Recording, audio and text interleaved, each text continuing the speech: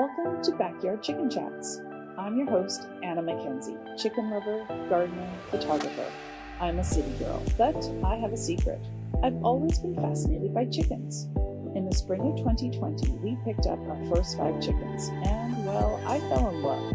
There was so much joy to be found in connecting with nature and food in my own backyard. I quickly realized that I wasn't the only urban gal joining this growing movement. Together, let's peek into the backyards of some fabulous range chicken owners around Victoria and see what owning chickens is all about. Food security, connecting with nature, community, and yes, even a little chick therapy.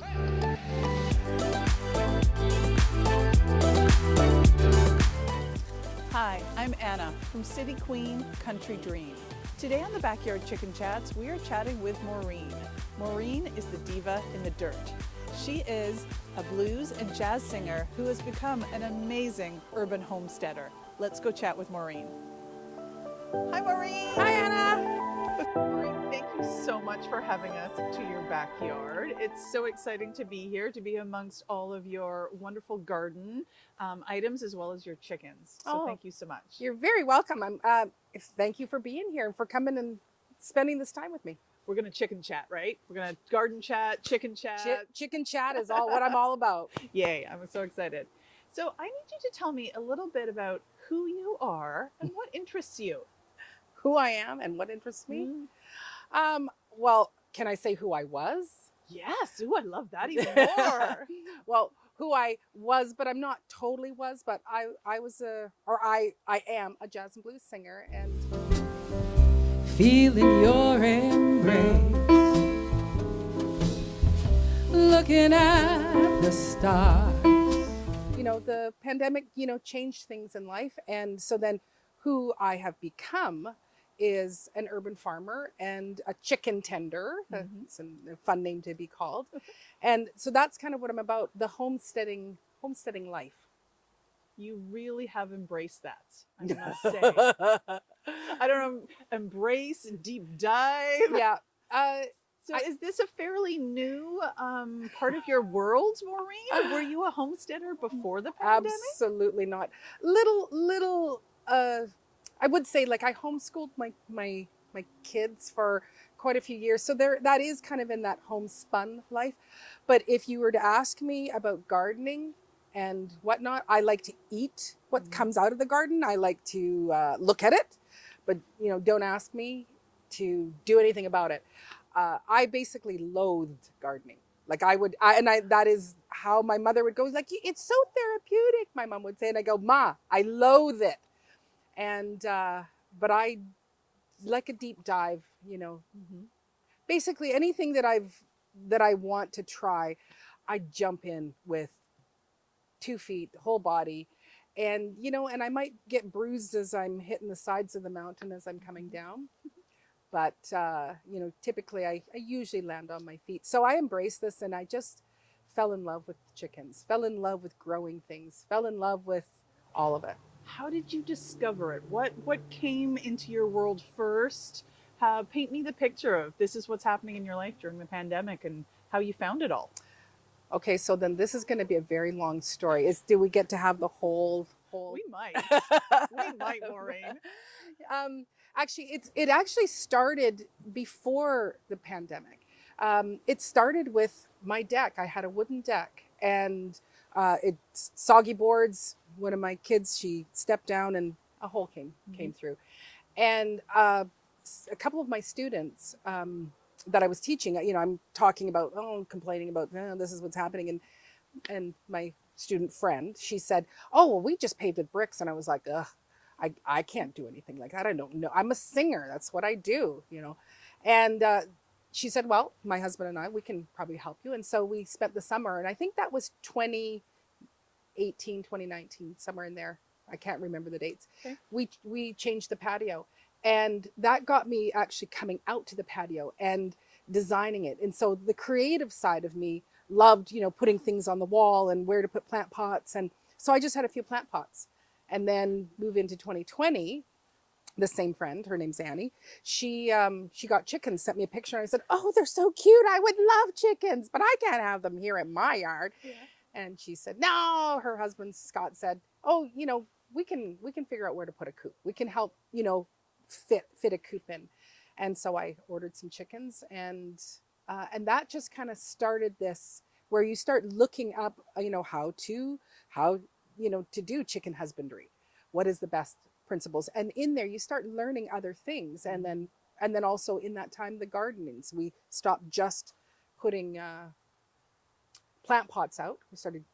We didn't stop, but I expanded. And so then I started building raised garden beds. And I think that's basically about it. I love how it's such a learning experience, that this wasn't a lifestyle you were familiar with before, no. But you've done a lot of learning. Yes. So right off the bat, how many chickens did you get? We were allowed 5.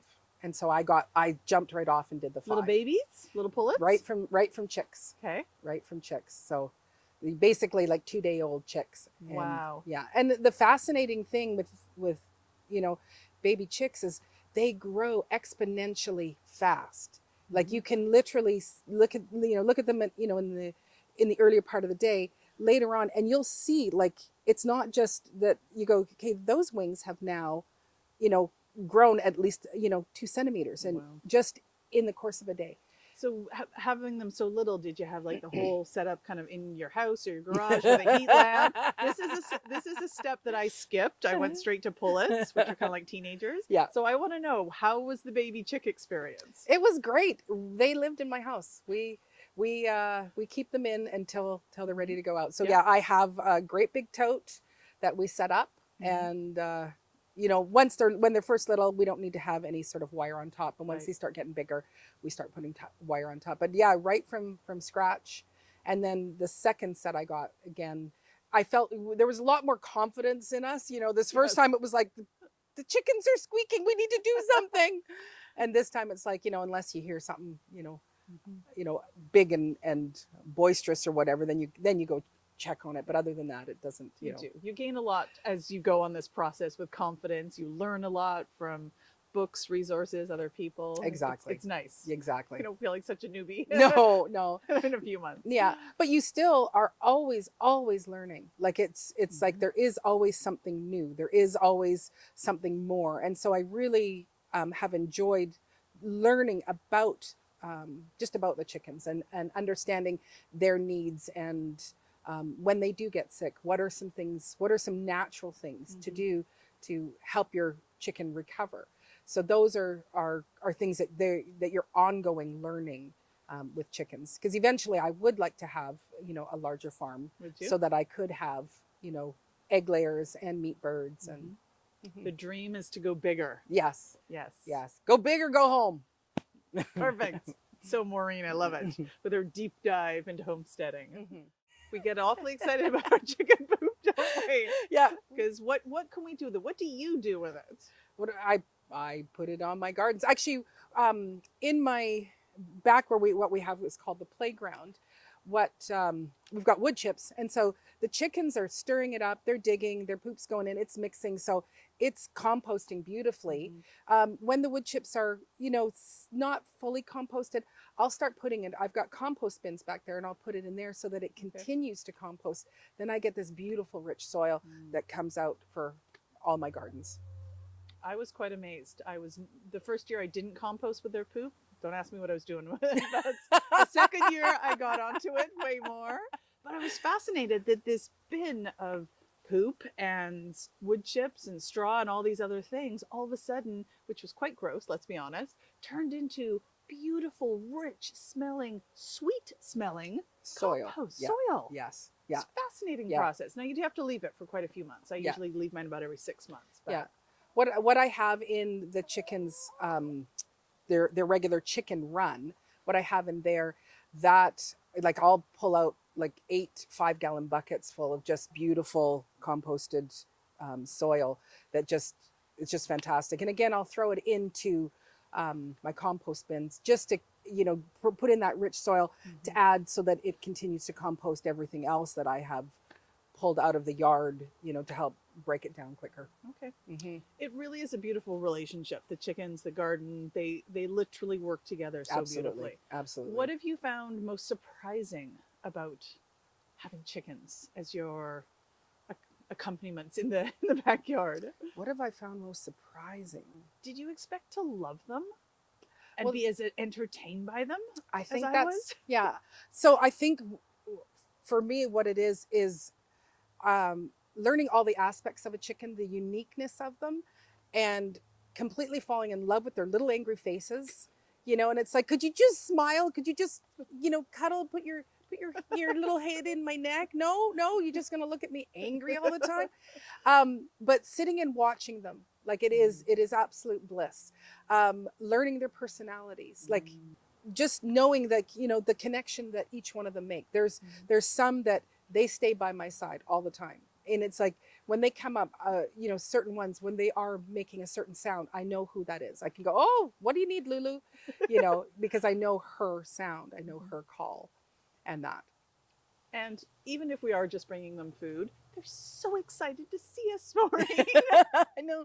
Nobody is that excited to see us. It's her. Everybody come. Well, actually, and mine are little divas. They're much like their mom, or one of their mums. My daughter's the other mum. Okay. And when we make kind of a fermented mash for them, and we give that to them for breakfast. And this is way back when there was one day where it was like, I'm not going to make it anymore. It's too warm in the summer to keep it out. Or like we were getting into summer. So I didn't put the food out, but they always have. They have ample dry food in there all the time. Didn't give them the food. At the end of the playground, they stood there yelling at me. It was like, hello, Maureen, we have a consistency. You bring us out food, bring us the food. Like they were, where's our mash? Yeah. And I knew, like you start to know what the complaint is about or what, and sure enough, brought it out. Everybody was happy. It was like, this is not right. Where is the food, Maureen? Mm-hmm. Well, at least you knew what to fix. Mm-hmm. Yeah. That's awesome. Do you have a favorite in this group? No. That's the beautiful thing, though. You can't have favorite children, but you can have a favorite chicken, Maureen. Yeah.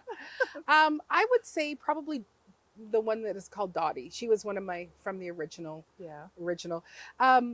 Dottie, she just, she knows her name. She follows me around, depending on what I'm doing. Like if I have a shovel, she's right in there, like a dirty shirt. The other day when I was going to plant some garlic, I brought Dottie with me. I can just walk with the chicken to the front yard and go, come on, Dottie. And she comes. And then when it's time to come back, it was like, come on, Dottie. And she'll follow me. We have this other game that we play. I lift up my plant pots, and she goes and pulls the worms and bugs underneath. So if she's at a distance and I go, come on, Dottie, and I lift up, she comes running right away. They really are quite smart. Might be a strong word, but they're very inquisitive. Yes. Very inquisitive. Yes. And there's Dottie right now. Oh, hi, Dottie. Let's backtrack slightly. You had these amazing little chicks in your house. Eventually, they got to leave your house. What did you put together for their home? Did you build it? How did it come together? So again, with my friends, they had a little kind of secondhand coop that was given to them. So they allowed me to use that in the interim. And with my friend Annie and my daughter, my oldest Kadult, I call them, I found some plans of a coop I wanted to build. And do you do that where you start looking at coops and like, ooh, that one is sexy and big, and look at all the slippery slope, Maureen. Yeah. Coops is like, oh, I want that one.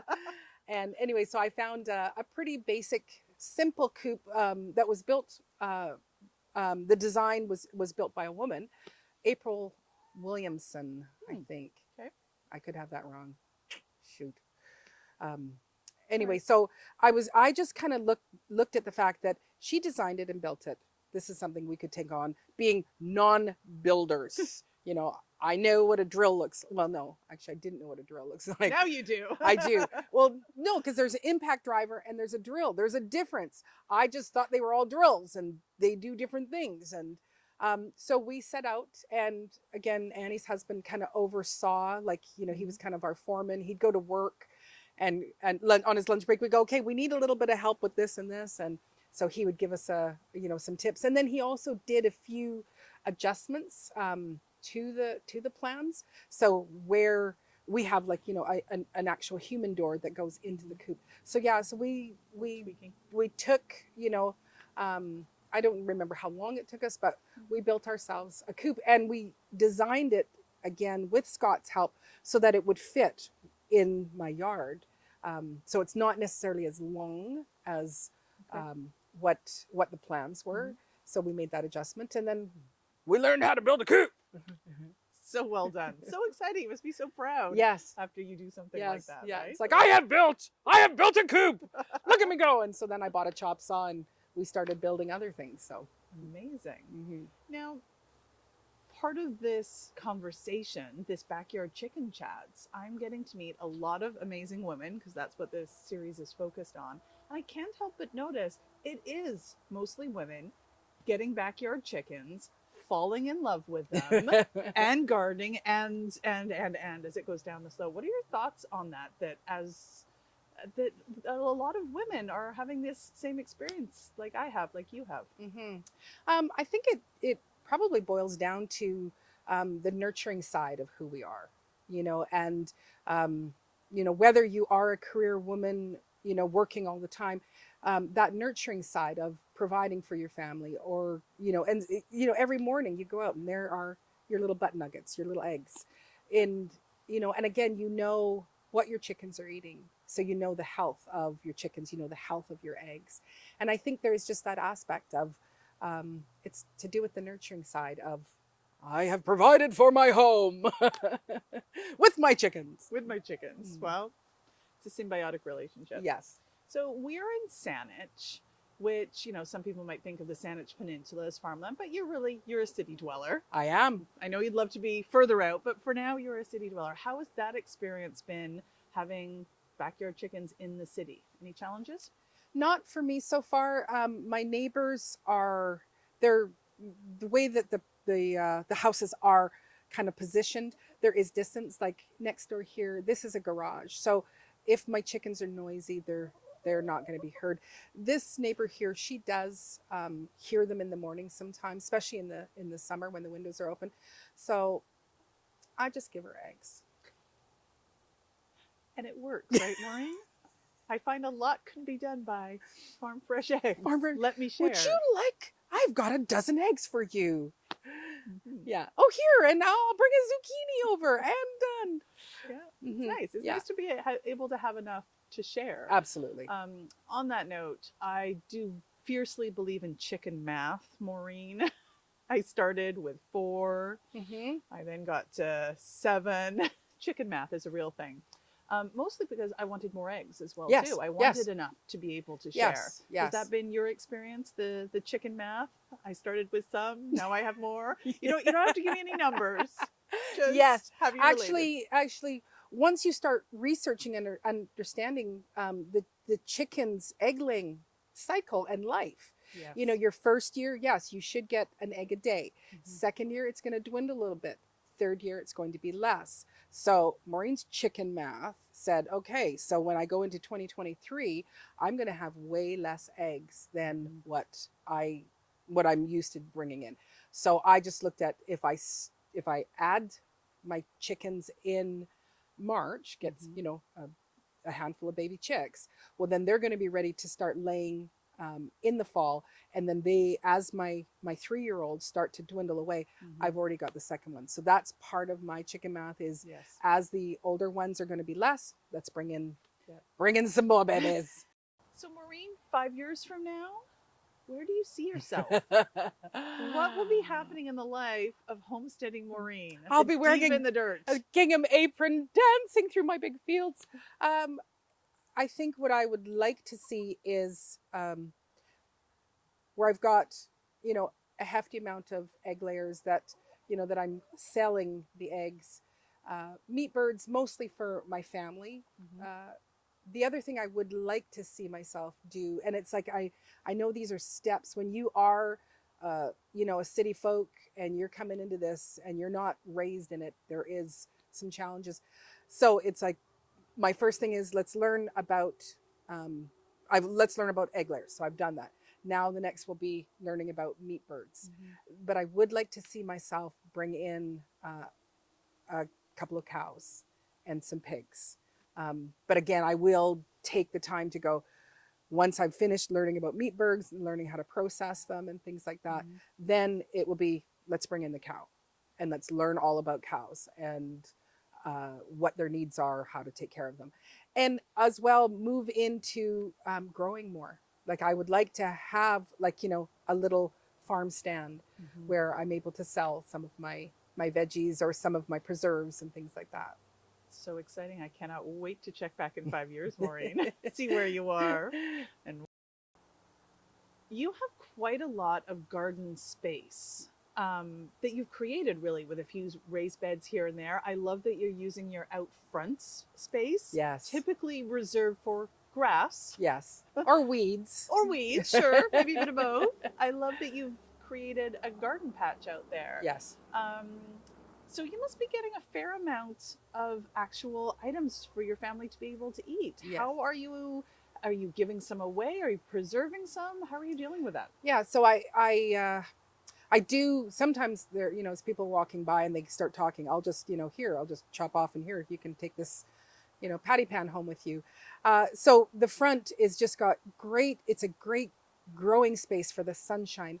And so, yes, we have an abundance of things. So some of it I do give away, some of it I preserve it. So I got it also into pressure canning. Ooh, amazing. Yeah. And it's, you know, and when my daughter and I, when we were working in the yard in the summer, there is some days where it's like we're working hard. If we're building or weeding or something like that, and, you know, you got to take a break and you go, okay, what are we going to do for lunch? You know, and you're tired. And you know that you have to go back to it for another 3-4 hours. So having canned goods, like we'll make Korean pulled beef, you know, and just go, okay, let's warm up a little jar of it, throw it on some buns, and we've got a beautiful, beautiful lunch for us to eat. Quick and easy meals. So it's fast food without any preservatives, additives, things like that. We know what's in the food. I love that. Yeah. To be fair, though, canning has become a bit of a lost art in our world. Did you do any of this before? Or is this part of your homesteading deep dive, Maureen? What part of I am a jazz and blues singer did you not get from the beginning? No, again, just a deep dive. My mom would have canned, you know, pickles, peaches, jams, things like that. I don't think her mother did any. She just, again, did the typical canning. It was my mom's grandmother that had chickens, butchered them herself, canned the chicken meat for the winter herself as well. So this was, I probably did pickles, you know, or some peaches or some pear butter, you know, when my kids were small. But you know, preserving, you know, basically stew in a jar, you know, your potatoes, your meat and everything, carrots, all in the jar. That was unknown to me. That's very impressive. In such a short time, you have learned so much and applied yourself.